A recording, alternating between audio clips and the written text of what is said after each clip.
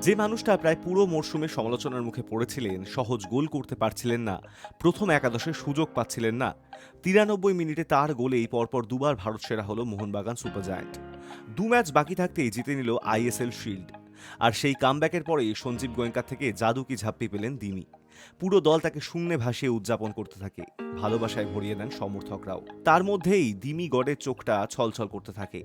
২০২৩-২৪ সালে অবিশ্বাস্য মরশুম কাটানোর পর এবার ছন্দ পাচ্ছিলেন না পেত্রাতস। উড়িষ্যা ম্যাচের আগে পর্যন্ত মাত্র ৩টি গোল করেছিলেন।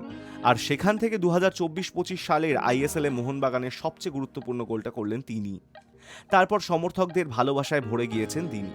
যে সমর্থকেরা খারাপ সময়ে অস্ট্রেলিয়ার তারকার পাশে ছিলেন, তারা বাঁধ ভাঙা উচ্ছ্বাসে ফেটে পড়েছেন।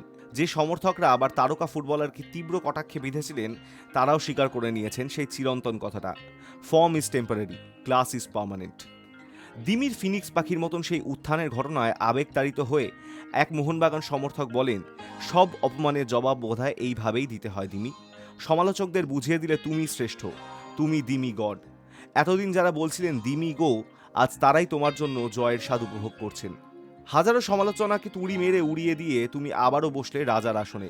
তুমি বুঝিয়ে দিলে তুমি সেরা, তোমার বিকল্প হয় না। সেই সঙ্গে তিনি বলেন, সত্যি ভগবানের কাছে শুধু এইটুকুই চেয়েছিলাম, তোমার একটা গোল। আসলে রাজার মুকুট রাজাকেই মানায়। অসংখ্য ধন্যবাদ তোমায়। চিরকাল পাশে আছি, ভালো থেকো সারা জীবন। শেষ পর্যন্ত আমাদের দিনই ভরসা। Hi news network.